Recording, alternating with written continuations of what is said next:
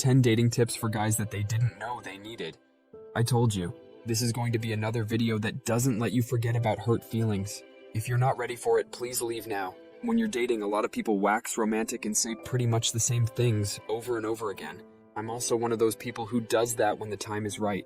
That's not what this video is. I'm about to give you some straightforward dating advice that might hit you like a dry slap in the face on a cold winter day. Because sometimes all you need is a raw cup of juice to wake you up. Every 9 months, we meet good-looking guys who want to date us. She says that I'm her friend. What the heck? Bro, she doesn't like you. Holding on to a relationship with this kind of man is like grabbing a melting ice cube. The harder you try, the faster it melts away. I don't want to know why she's with you. All you need to know is that she's wasting your time and might be waiting for a better chance to come along. You're there because she doesn't want to be alone. It's possible that fear of making a promise, social pressure, or worries about how others see them, insecurities or traumatic events from the past, or she might not fully admit the connection in public to keep herself from getting hurt. She probably has bigger problems that she hasn't talked about. Now that you can talk to each other freely, you can try to figure out why they are acting that way by being honest and understanding. But the truth is, it's not worth the trouble. I'm sorry, but it's not. Spending time and energy in a relationship where neither person feels the same way is like watering an old IKEA plastic plant. It won't grow no matter how hard you try. As you keep scratching your head over why it won't grow, everyone else is standing there looking at you like you're crazy.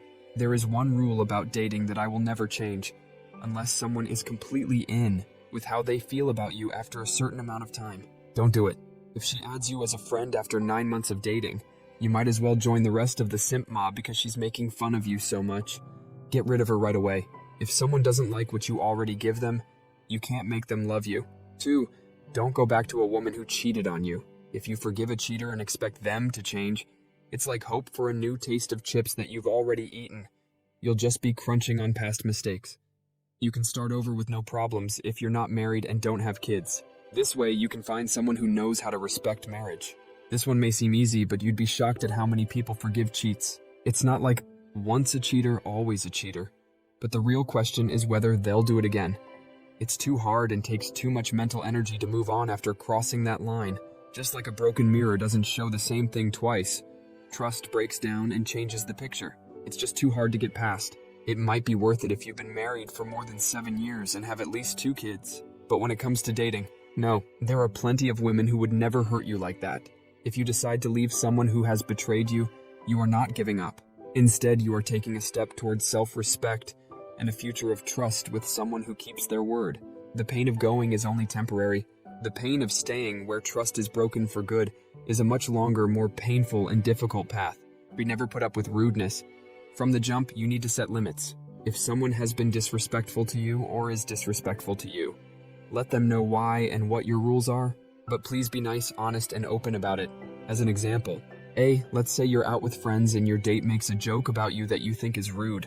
In response, in the heat of the moment, you get angry and call her out in public. That isn't funny. That crap bothers me. You're being a jerk, and I don't care about that crap. Your words and tone are accusing and rude, making people feel embarrassed and angry instead of understanding. You'll never see this woman again. Take notes. B, the same thing happens. She tells a joke at a party that you think is rude. In response, after taking a moment to calm down, you talk to the person in private. Maybe on the way home. Hello, I understand that you didn't mean any harm, but the joke you told earlier didn't sit well with me. While I like it when we make fun of each other, I'd rather not do it in public. And I thought that comment was rude. I'd like it if we could talk in a nice, positive way when we're out in public. You say clearly and quietly, your method is honest and non-confrontational, and you make your limits clear, which builds respect and understanding. Being kind doesn't cost much. Still, they get a lot done. This was said by Blaise Pascal. Take a look at this. She might not make choice B. You could still hear her protest, and she might just say, that's just who she is. If that's true, good job. You have no right to try to change other people. Stop going out with her.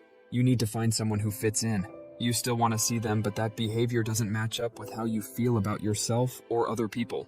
You could give them a chance or two to change and say they were just nervous. But after that, you can't let disrespectful behavior keep happening. You'll save a lot of time. Giving women a chance to respect their limits is like giving them a lifeline. It's a chance to keep the relationship stable before rough seas break it apart. 4. Don't spend all your money on a date. Most of you already know how I feel about this. You need to be cheap. A few women go on 4 or 5 dates a month. Why? Because they don't have to pay very often. But if you're going on a good number of dates and spending $30 on drinks, it costs $150 a month for just 5 dates. That will cost $1,800 a year.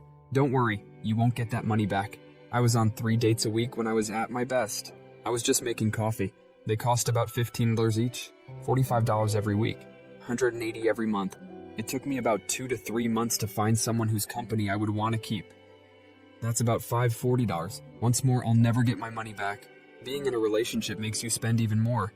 This is how much money I would get back if I could get it back in 5 years. I had enough money to buy 2 homes, but most women won't be able to relate because even if they make more, they're never expected to pay that bill. On a first date, you don't know someone. You're not trying to blow them away, but you do want to come across well. You can have this happen on a cheap date. Remember that there are people who expect you to go the extra mile for them but don't do anything. This is just a taste of what's to come. If someone thinks they are so privileged, that says a lot about them. Why bother? You had to go through a lot of trouble to get them. What do you think it will take to keep them? The place, the amount of money, the coffee, the walk, or the shiny item of your pitch don't matter. What matters is the experience you're giving them. Are you offering a deep and meaningful chat? A chance to talk about things you both care about, or a journey to learn about and respect each other's values? Dating is a lot like climbing a mountain. You start at the base and work your way up together. Over time, real relationships grow, like seeds that grow into a lush forest. Starting with luxurious treats sets a pace that can't be kept up, like a shooting star that shines brightly but quickly goes out. Just for one meeting, you have to keep her interested in a 5-star special restaurant. What else will you do? Do not waste money, bros. 5, don't sit down and shake hands. It's a strange rule, but don't. You'll thank me afterward. 6, want to improve yourself? Working on yourself will help you get the life and person you want. There will be less of both if you settle for less. A normal partner. Life in general. The potter's touch changes the clay, and the same is true for our lives. We make them by the things we do. Some men I've met are just okay. I saw that the apple didn't fall too far from the tree when I met their partners. Pick a path now. I don't understand why anyone over 30 isn't committed to doing this. There is nothing you can lose and everything you can win. You have the courage and mental toughness to move up. You can either stay where you are and be unhappy, or you can climb the steep road of self-improvement and leave a legacy of strength and success. 7, wait 3 seconds after each question. Not to make a big pause, but to get used to not having to answer right away and hearing carefully. Get ready to give replies that show you care. Take it easy and don't let your nerves get in the way of what you want to say. Everyone likes someone cool. Take your time to watch and listen. Like a cat looking out over the plains, rushing can miss the mark, but being patient can help you get to the heart of the matter. Don't speak too quickly. Let your words run like a gentle stream. The power of conversation is in how well you understand, not how fast you speak. Patience isn't just being able to wait. It's also how we act while we wait. Jane Yolen. 8, don't beg to be with someone. A part of you might be saying, duh, but whether you are aware of it or not, you will never get what you want by begging or asking for it. You can't make a tree higher by pulling on its branches, and you can't get women to like you by asking or begging them. Real growth comes from inside, not from outside forces. Stop embarrassing yourself so much that you lose any self-esteem you still have. It doesn't matter how badly you want the relationship. They've already made up their mind. There are 2 people in a relationship, but one person can blow it all up. You will never have the last word. Move on after you accept this. 9, work out 4 times a week at the very least. This one is pretty clear. If it's not, my friend, you might have bigger issues. No offense meant. 10, always dress well no matter what. I did say it. People who don't try very hard to look good always amaze me. The kids walk to the store in their clothes and flip-flops, and they look like a mess. I'm talking about something very basic. I know this, but it doesn't bother me. Try putting together a little better look. You don't have to wear a dress to Kroger's. You should dress well, though. That way you'll have more chances. Bonus. Look someone in the eye, nod, and listen. If you want to have a great first date, you need to pay attention and be present. Anything less than that is not worth your time or theirs. Which is more important? Either come right or don't come at all. Good luck to you. You don't need it.